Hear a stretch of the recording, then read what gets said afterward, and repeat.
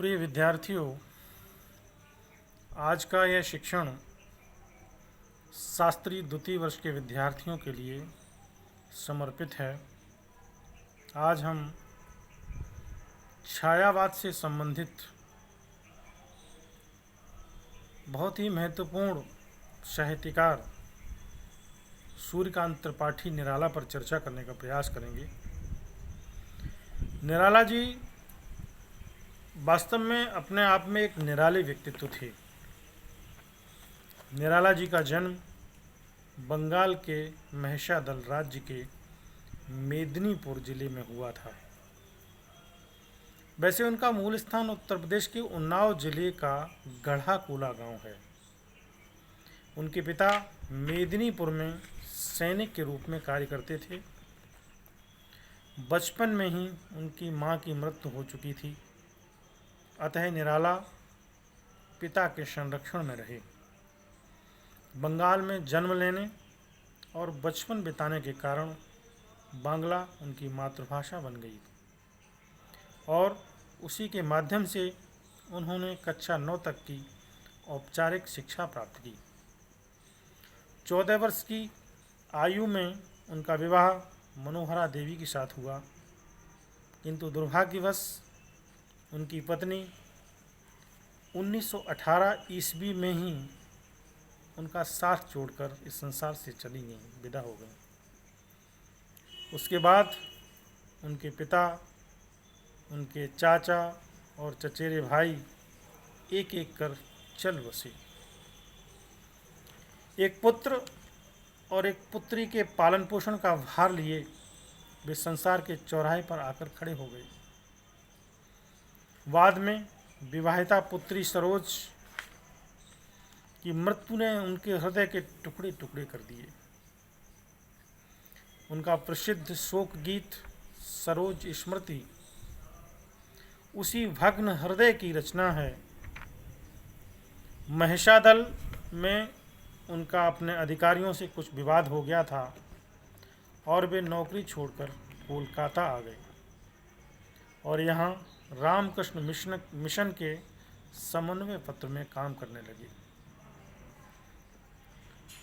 1916 ईस्वी में उनकी प्रथम छायावादी रचना जूही की कली प्रकाशित हुई।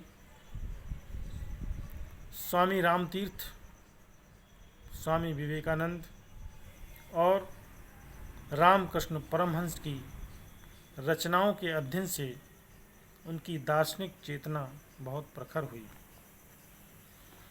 1923 ईस्वी में वे महादेव बाबू के मतवाला पत्र से जुड़े और इन 3 वर्षों में उन्होंने अनेक उत्कृष्ट रचनाएं लिखीं, जो मतवाला में प्रकाशित होकर बाद में परिमल में संकलित हुई।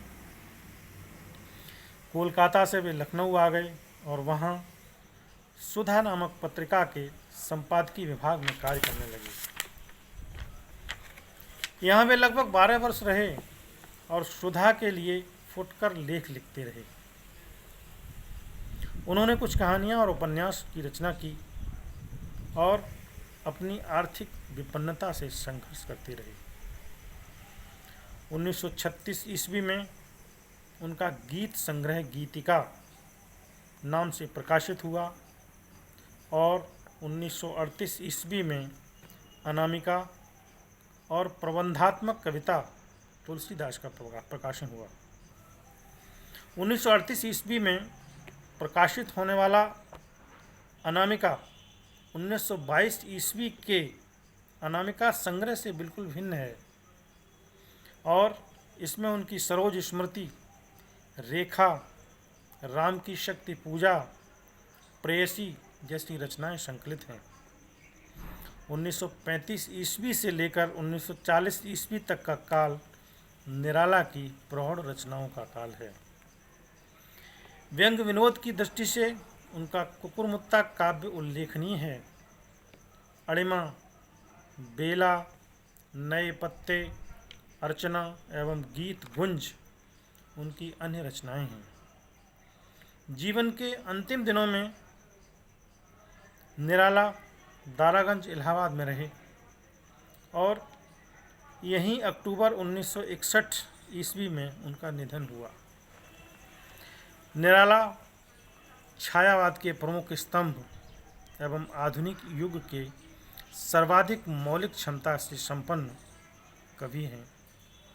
उनको निराला बनाने वाला है उनका क्रांतिकारी, विद्रोही, प्रगतिशील एवं बेबाक व्यक्तित्व। उनके जीवन एवं साहित्य दोनों में उनका विद्रोही स्वरूप व्यक्त हुआ है। जीवन में उन्होंने सामंती रूढ़ियों और साम्राज्यवादी अन्याय का डटकर विरोध किया है। कविता में छंद, भाषा, भाव तथा विचारों के क्षेत्र में उन्होंने अपने क्रांतिकारी और प्रयोगधर्मी स्वरूप का परिचय दिया है। हिंदी कविता में वे मुक्त छंद के पुरस्कर्ता के रूप में जाने जाते हैं। परिमल की भूमिका में उन्होंने लिखा है कि मनुष्यों की मुक्ति की तरह कविता की भी मुक्ति होती है। मनुष्य की मुक्ति कर्म के बंधन से छुटकारा पाना है और कविता की मुक्ति छंदों के शासन से अलग हो जाना है। जूही की कली, जिसका प्रकाशन 1916 ईस्वी में हुआ था, में उन्होंने मुक्त छंद के प्रयोग के साथ प्रिया जूही और प्रियतम पवन की मुक्त श्रृंगारिक चेष्टाओं का चित्रण किया है, जिसे उस समय का काव्य मानस स्वीकार करने के लिए तैयार नहीं था। किंतु प्रयोगवाद और नई कविता तक आते आते निराला इन कवियों के भी प्रेरणा स्रोत बन गए। हिंदी कविता के इतिहास में कामायनी की ही भांति राम की शक्ति पूजा का भी महत्वपूर्ण स्थान है।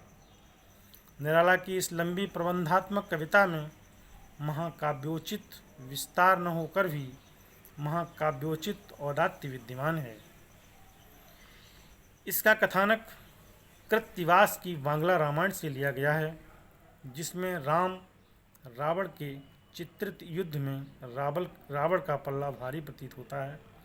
राम हताश हो उठते हैं, बोले रघुमणि मित्रवर, विजय होगी न समर। उन्हें शक्ति के रावण के पक्ष में होने का खेद होता है। अन्याय जिधर है उधर शक्ति, और उनके नेत्रों से आंसू लुढ़क पड़ते हैं। ऐसे समय में जामबान राम को परामर्श देते हैं, शक्ति की करो मौलिक कल्पना। राम शक्ति की मौलिक कल्पना करते हैं और शक्ति की आराधना में जुट जाते हैं। शक्ति की पूजा में एक कमल कम पड़ जाने पर कहती थी माता मुझको राजीव नयन। ऐसा विचार कर कमल के रूप में अपना नेत्र निकालकर जैसे ही चढ़ाने को उद्यत होते हैं, तभी शक्ति प्रकट हो जाती है और उन्हें विजय का आशीर्वाद प्रदान करती है। होगी जय हे पुरुषोत्तम नवीन। कवि ने इसमें संस्कृत निष्ठ समास प्रधान भाषा का भी प्रयोग किया है और व्यास शैली वाली चलती भाषा का भी। कवि ने इसमें एक एक शब्द सुनिश्चित रूप से जड़ा हुआ है, कहीं शिथिलता नहीं। भाव विचार शिल्प का अनूठा गठजोड़ हुआ है। यथास्थान नाटकीय मोड़ों ने कविता में एक रस्ता नहीं आने दी है। अब हम बात करते हैं सरोज स्मृति की। सरोज स्मृति उनकी दूसरी महत्वपूर्ण लंबी कविता है। यह हिंदी का अनूठा शोक काव्य है, जिसे कवि ने अपनी इकलौती बेटी सरोज की असामयिक मृत्यु पर लिखा है। इसमें नीति, श्रृंगार, वैराग्य और करुणा के भावों का चित्रण पाठक को उद्वेलित, संवेदित कर देता है। कवि ने सरोज के यौवन और सौंदर्य का चित्रण जैसे सधे ढंग से किया है, वह किसी भी सिद्ध कवि के लिए स्पर्धा का विषय हो सकता है। कवि ने इसमें एक और जीवन भर लिपटी रहने वाली पीड़ा को अनकहा रखकर भी बहुत कुछ कह दिया है, तो दूसरी ओर सामाजिक विसंगति पर भी चोट की है। कवि की एक लंबी प्रबंधात्मक कविता तुलसीदास है, जिसमें निराला ने लोक में प्रचलित उस कथा को आधार बनाया है जिसमें तुलसी नहर गई हुई अपनी पत्नी रत्नावली के मोह से ग्रस्त होकर उसके पीछे पीछे अपनी ससुराल पहुंच जाते हैं, जिससे रत्नावली स्वयं को लज्जित महसूस करते हुए कवि को धिक्कारती है। इस धिक्कार से तुलसी को रत्नावली में शारदा के दर्शन होते हैं और उनकी चेतना सारे सांसारिक मोह बंधनों से मुक्त होकर ऊर्ध्व संचरण करती है। कवि ने इसमें मुगल कालीन परिवेश के संदर्भ में भारत की सांस्कृतिक दास्ता को कष्टदायी बताया है और अपनी समकालीन अंग्रेजों की राजनीतिक दास्ता से भी अधिक सांस्कृतिक दास्ता के खतरों की ओर संकेत किया है। निराला भाषा, भाव, विचारगत विविधता के कवि हैं। वे अकुंठ श्रृंगार, ओज, औदात्य और विद्रोह के कवि हैं। उन्हें अपने युग के विषम यथार्थ की पहचान है और अपनी रचनाओं से वे उससे उबरने का प्रयत्न करते हैं। परिमल और गीतिका में एक ओर श्रृंगार गीत है तो दूसरी ओर ओज की कविताएं भी। एक ओर छंदवत गीत है तो दूसरी ओर मुक्त छंद की कविताएं भी। एक ओर प्रार्थना और वंदना गीत हैं तो दूसरी ओर अधिवास और पंचवटी प्रसंग जैसी दार्शनिक कविताएं भी।